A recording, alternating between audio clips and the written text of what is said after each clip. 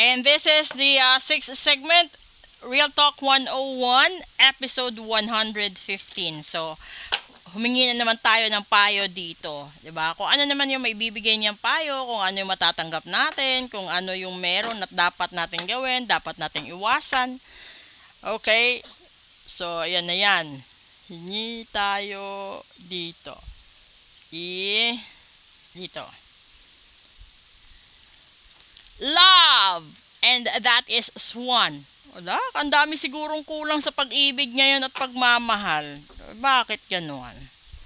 So, pwede kayong magbigay ng pag-ibig, wag lang masyadong overloaded. Oh, kasi umaabuso yung masyadong pagmamahal. And you have found your soulmate or they are just around the corner. Remember that when two souls are destined to be together, they always find their way back to each other. All those things you've had to go through were worth it. Sana all. Hay! Nako!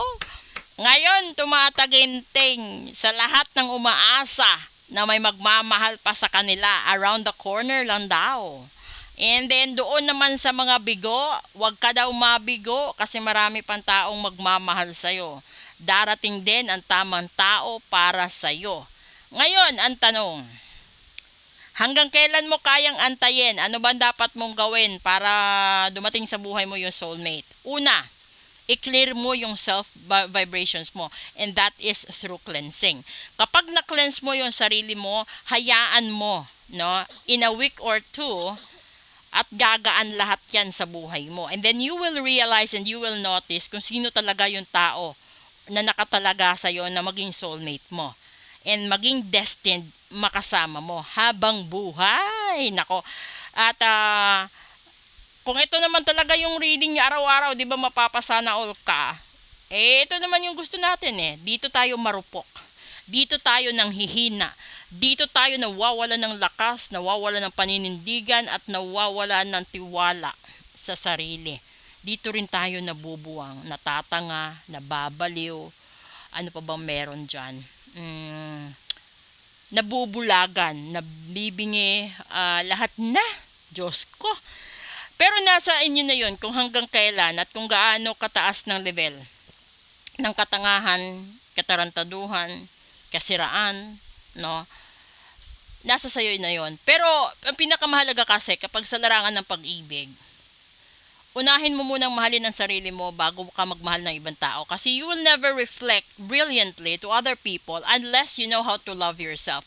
And by loving yourself is to reward yourself. Halimbawa, may mga maliliit kang achievements sa buhay mo. Then if you receive your salary, then buy something for yourself before giving it out to other people. Kasi hindi naman talaga itinalaga ang tao at hindi naman sila ipinanganak para maging hero ng buong angkan. Hindi rin sila itinalaga para maging hero ng in-laws nila. 'Di ba? Kasi pinaghirapan mo yan. So kapag sarili mong income, you have the right to enjoy your earnings. If you have some extra stuff or extra food, extra money, then that's the time pwede kang mag-share. Pero kung ikaw naman yung tipo ng tao na katamtaman ng yung hanap ay kinikita mo sa hanap buhay mo, then you have to settle your bills, you have to buy your foods, you have to magtira ka sa sarili mo para pamasahe mo, allowance mo araw-araw na hindi ka nang dedisturbo or ng hahassle ng ibang tao. And that is loving yourself. If you love your parents and you wish them happiness, probably you spend time, a lot of time with them, not just by means of spending a lot of money, but you spend time. Kasi hindi habang panahon kasama mo magulang mo. Darating ang panahon, may expiration date din ang buhay ng bawat isa. And ganun din sa siblings mo. Kasi iba kasi yung takbo ng relationship ng siblings kapag hindi pa sila pamilyado. Kapag kayo ay magkaroon na ng sarili ninyong pamilya, then there are moments na talagang hindi mo masasabi sa kapatid mo kung ano nangyayari sa relasyon mo, sa buhay mo, kasi bago ka pa siguro nagkapamilya, yung iba ayaw nila sa karelasyon mo. Tutol sila sa karelasyon mo. Hanggang sa dumating sa punto na sasarilinin mo na lang yung problema mo kasi hindi mo pwedeng sabihin sa kanila dahil dati ka na binigyan ng warning na huwag kang pumatol dyan kasi mahihirapan ka, masasaktan ka, magugutumin ka, etc., etc., etc. Diba? Sa katigasan ng ulo mo, hindi mo sinunod.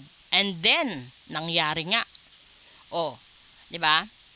So, kung ayaw mo mangyari 'yan, bago ka manligaw or bago mo sagutin ng isang lalaki, magpa-reading ka kung siya na ba talaga yung soulmate mo, twin flame mo lang ba siya, or dadaan lang din ba siya sa buhay mo. Dahil kung alam mo na dadaan lang din siya sa buhay mo, then magkakaroon ka ng limitations doon sa emotion at sa panahon na i-invest mo sa taong 'yan. Kasi para siyang 'di ba?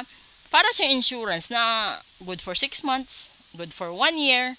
Ganun lang, at least alam mo. And then halimbawa, alam mo naman na hindi naman siya permanent sa buhay mo, hindi siya yung soulmate mo, then sasabihin mo dun sa tao na kung iingatan mo ang buhay, ang pagmamahal at ang pag-ibig ko sa'yo, then magre-renew tayo ng 3 months. O, ganun lang yon.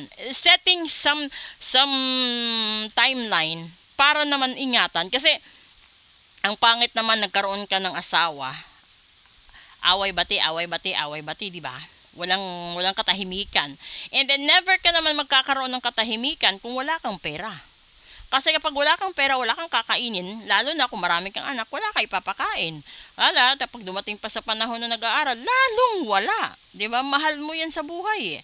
So bago ka magmahal ng ibang tao, mahalin mo muna ang sarili mo. Kung mahal mo ang sarili mo, mag-ipon ka bago ka magtayo ng sarili mong pamilya. Kasi mapapahiya ka kung hindi mo sila mapapakain, hindi mo mabibihisan, hindi mo mapapaaral, at hindi mo sila mabibigyan ng magandang buhay. Una doon, sa pag-aasawa, gagastos ka. Hindi ka naman pwedeng makitira sa in-laws mo, di ka rin pwedeng makitira doon sa magulang mo at sa mga kapatid mo kasi nagtayo ka ng sarili mong pamilya. So, paano yan? Diba? Napakalaking problema.